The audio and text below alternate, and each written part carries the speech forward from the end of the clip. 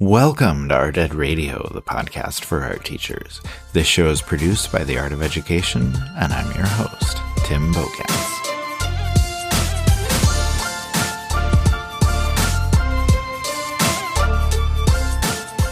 All right, it is the last week of school before break, and let's face it, we are all just trying to survive. We're in survival mode right now.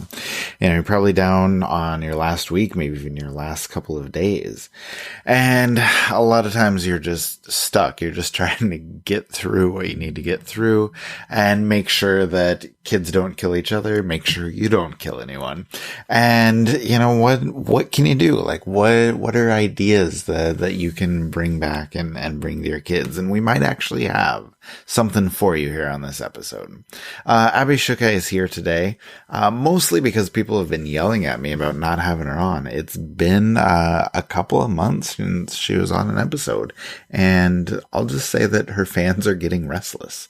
So we're going to chat about getting through that last little bit of time before winter break, how to make sure that you and your kids are not going crazy in that short amount of time that remains.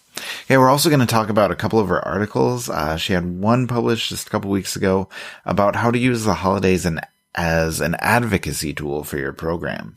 You know, I thought it was a really interesting spin, kind of a new way to look at the old question of what do you do before the holidays? So I want to ask her about that. She also had a really interesting idea for checking out supplies, keeping your room organized, keeping your supplies, you know, where they need to be. And, you know, let's face it, Abby needs all the great ideas and all the help she can get when it comes to organization. So I want to support her new endeavors and chat about that too. But, seriously though, it is a great idea, and I think the conversation about that will be worth a listen here. But before we get started with the conversation, I want to tell you about the Art Ed Now conference coming up on February 2nd, 2019. As you guys know, this is kind of my baby. I love putting together these conferences. And this year we're going to do it the first Saturday in February with all sorts of great ideas coming your way.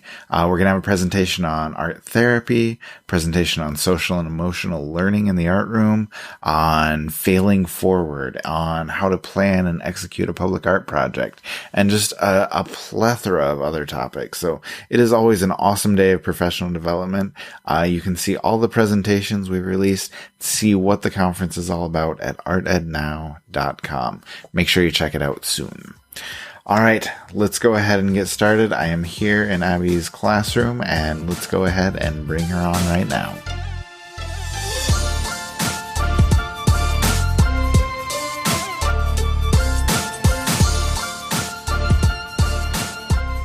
All right, and here with me now on the podcast is Abby Schukei. Abby, how are you?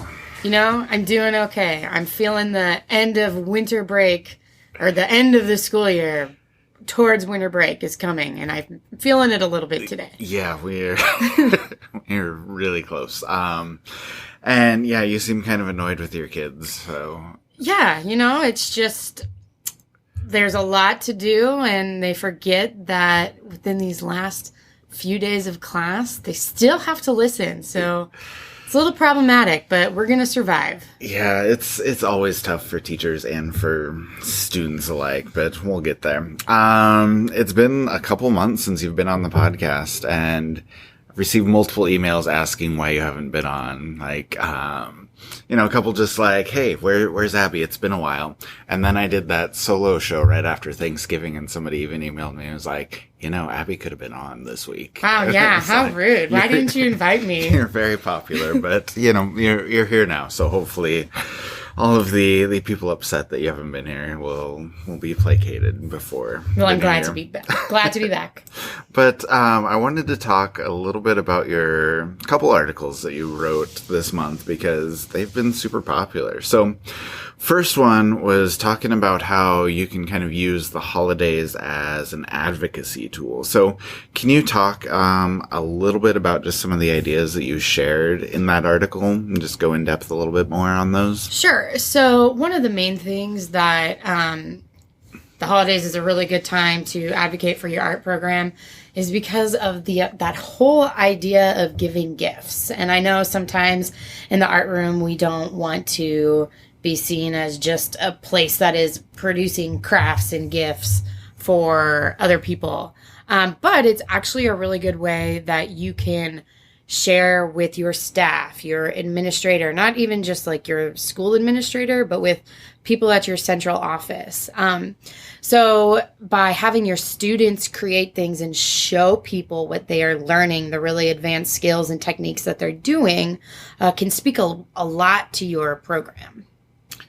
Yeah, and I think you had like a really good idea with the holiday cards that you did with that. Can you talk about those and maybe a little bit about the magnets, I guess, that you did too? Yeah, sure. So one of the things, I know that we start this like in October or September, which is not really holiday time. But a few years ago, I reached out to our communications director, and they would always have a Christmas card or a holiday card that they would have, and that they would send out to the community.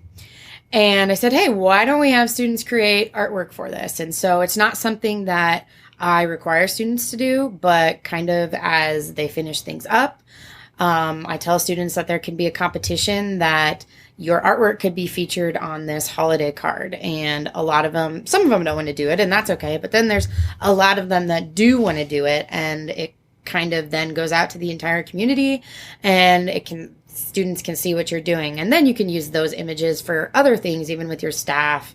If it's kind of school themed a little bit, that works out really well. One of my favorite things to do is kind of going off of that idea. We've created magnets or ornaments for teachers and administration in the building that are school themed, but we just do little clay ornaments. And I know clay can get expensive, but if you're doing them really small, for the staff, it doesn't have to be a penny pusher there, but what we've done is I've had students create and design 3D printed stamps so that we then use those to talk about the technology that we're using, and they use those stamps for the clay, and then they make these themed ornaments. There's magnets that they give out to the staff, which is really cool because then we always include a note with it that's like, hey, students, all of these cool textures and designs you see on here, students designed these in the 3D program, and we 3D printed them, and then they use them. So it's a really good way to show them that we're doing some pretty innovative things. Yeah, that's really cool. And I just always love that when kids make things and bring those home or give them as gifts, they're so good about talking about the process and like being able to share what they've done. I also wanted to ask you about the third idea there, because like the holiday cards are awesome, the clay magnets are awesome, but obviously they take a long time to do.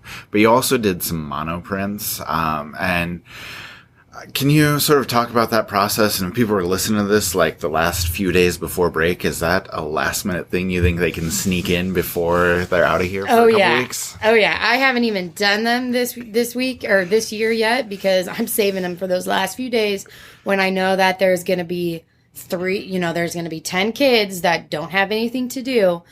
So yeah, my favorite thing to do is just doing these last minute monoprints. Kids love monoprinting with, your jelly plates, and just quickly creating really cool backgrounds. They're invested in that process. And then once they're dried, you can actually go over and do a quick lesson on typography or calligraphy and lettering, and students can come up with nice, maybe holiday cards or messages that they either give to their families or give to staff members. I challenge them, hey, is there a staff member that you really feel connected to in the building? Why don't you make something for them? And they can even use those monoprints to create cool little holiday ornament cutouts and things like that. So yeah, if you need something to do the last, 3 days of school, that'll keep them busy for sure.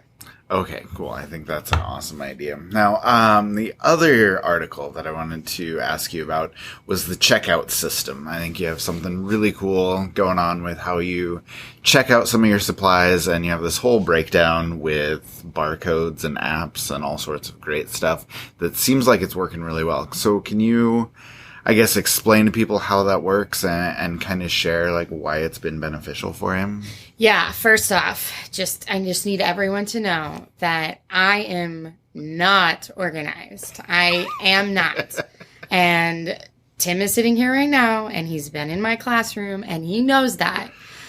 But this is an organizational system that's like very organized. And it actually works a little bit for me. It works well. So what this checkout system is, it utilizes an app called Classroom Checkout, which is by Fikes Farm. And it's actually just supposed to be like a library catalog. So it is actually like a library app that you can use. And so then you can either print out barcodes or they'll send you barcodes. You can buy like 500 of them for like $10 or $15 that are already adhesive and everything. So that's well worth the price because I have not gone through all of my barcodes yet. But one of the things with that is you simply take your labels and label your materials. And now, since I'm working in a middle school, I have my classes by semester. So obviously, if you're working in an elementary school, there might not be a need for certain materials. And there's certainly some materials that I do not mark. But one of the biggest things that I do, I label paintbrushes because I assign paintbrushes for the entire semester that students hold on to. And so whenever we do our first painting project, students check out a paintbrush, and all we do, I put in their names. We have a code, and they just come up and they scan it. And so then that brush is theirs. Nice. And so at the end of the semester, we'll check them back in. And if I don't have their brush, like I know whose brush I don't have. So it's just a good way for accountability. And the other thing that I really like to use it for are drawing kits, drawing pencils. I have these little, just little pencil bags with all of the drawing tools inside of it. And when we're doing our big drawing units or during the semester, the students have those checked out to them, and they know that they need to have everything back by the end of the semester. So it's just a really good way to keep track of your stuff. And another way that I like to use it too is sometimes students need to take something to study hall or another class, or they need to take something home. And so I do have some supplies if they need to do that. I check it out that way so that I don't have just like a million Post-its around the room that's like, so-and-so has this checked out. Like I actually know where it is. So it's been a really cool way to kind of streamline that a little bit. Okay, that's cool. One question that kind of came up, and this seems like just a very minor logistic thing, but like those barcodes that you're talking about, the stickers, do those hold up like as you're washing brushes throughout the semester? Yeah, so they're adhesive, and all I did was put, so they stuck on there, and then just a little packing tape around it so it's clear, and they're on there still, so we're good to go. Good to know. Okay. So if we can just shift topics completely now, I'm just curious to know, like, what you're doing over break. Is there anything exciting happening? Because I'll just let you know, I'm going to Kansas City for an Art Ed Pro shoot, which is going to be pretty exciting. I think we're going to do a conference video while we're there. So it's a little like mini vacation for the family, which should be fun. And I don't know, always good to refresh and do things like that. But what are you doing over break? Well, I'm definitely not going to do anything school related. Okay. Good. But I am going to go up to Colorado for a few days, hit the slopes, do some snowboarding. Nice. Get into that mountain air. So that'll be a good time to refresh and get going. At the end of break too, I am headed up to AOE headquarters to we got some cool planning coming up, some exciting stuff. So that should be fun. So now, is it important for you to just kind of get away from break, like just stay away from school for a couple weeks? Oh yeah. It's so important, especially this time of year. You have to spend time with your family and friends and just recharge. And, we could always do schoolwork no matter what, but just try not to. Just try not to over the holiday break here. Yeah, I don't know. Like for a long time, I felt like I would be in a better mindset if I was like 100% prepared going back to school and like did all this stuff over break. And then I realized like it's so important to just get away. Like you need a life outside of school, and it may be a little more difficult that first day or 2 days back if you don't spend a ton of time on school over break. But in the long run, you're going to be really refreshed and really feeling a lot better. Which actually brings me to my next question for you. I know you have an article coming in January that's all about, feeling happier in your classroom, like how to make your space work for you a little bit better. And I don't want you to give away the whole article, but can you maybe give us some ideas on things that you can do, as you're going back to your classroom in January to make it feel a little bit better or work a little bit better for you? Sure. So I've actually been reading this book called Joyful by Ingrid Fettel-Lee. And she's a designer, has a background in design, so it really speaks to artists a lot too. And it's all about how to find ordinary things, how ordinary things can create extraordinary happiness. And so I kind of was exploring this idea a little bit of just all of the simple things that we can do to feel happy in our classroom. And I think one of the things that's kind of interesting about all of our classrooms is we spend so much time in them a day. Like they truly become our second homes, but they're not really ours. Like we don't own them, but like we kind of do. So we have like this halfway ownership with them where, sometimes one of the things that's really good to do is brighten up your classroom space. But if I can't paint a wall, how can I do that? Right. Some school districts will let you do that. Some don't. And so in the article, there'll be some strategies to how you can bring color and brighten up your space and some of that. So one of the things that I do talk about is color. And in this book that I'm reading, the color is one of the most important things. And this designer, I can't remember his name, way back in like the 1800s, like 1810, kind of gave this idea that like anything that's monochromatic, that's the label of refinement. And so that's why a lot of times we see schools, doctor's offices that are institutionalized and they're not warm, welcoming, and inviting. And so, and obviously that shifts from culture to culture. Like you go to different places and they're bright and colorful, and that's just the way everything is.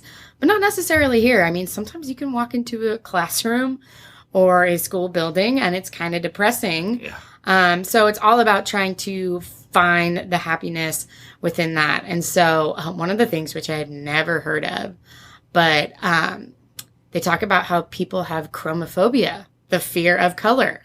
I've literally never heard of that before. And I was just like, holy smokes, people, like, it makes so much sense. And, different styles, aesthetics for different people. But there's some truth to how color can make you feel happier. And that's one of the big things. But there's some other things in there in the article, too, that will come up with some ways to make your classroom space feel a little bit more inviting. And one of those things is plants, too. And I've got some cool ideas for how you can do that in your classroom as well. Very nice. Cool. Well, let me just wrap up with one last question, since we are talking about feeling happier, taking a break for a couple weeks, and then setting up your classroom. Like, how does feeling happier affect your teaching? Like, why do you think that's important in the classroom? Well, I think one of the most important things is if you feel happy with your physical space, because this is all about your physical space, you're going to want to welcome students in. Students are going to want to feel welcome, warm, and invited in your classroom space.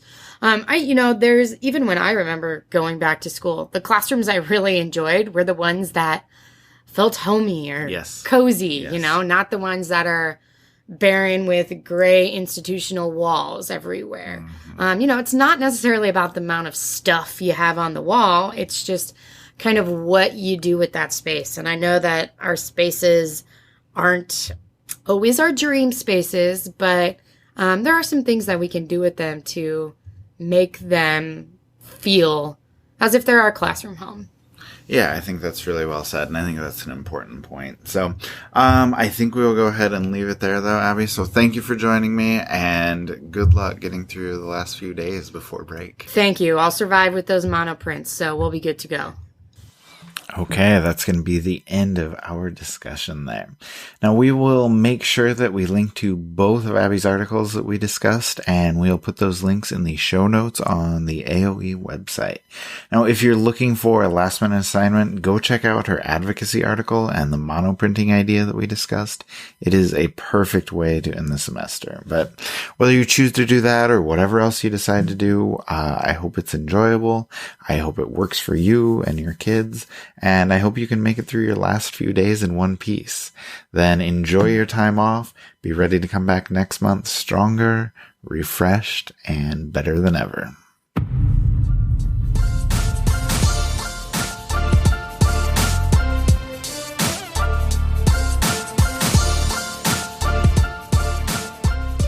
Art Ed Radio is produced by the Art of Education with audio engineering from Michael Crocker. Thank you, as always, for listening. We are on break for the next 2 weeks, with next Tuesday being Christmas Day, and the Tuesday after that will be New Year's Day. But we'll see you in January with some big news and a couple exciting episodes. Enjoy your break.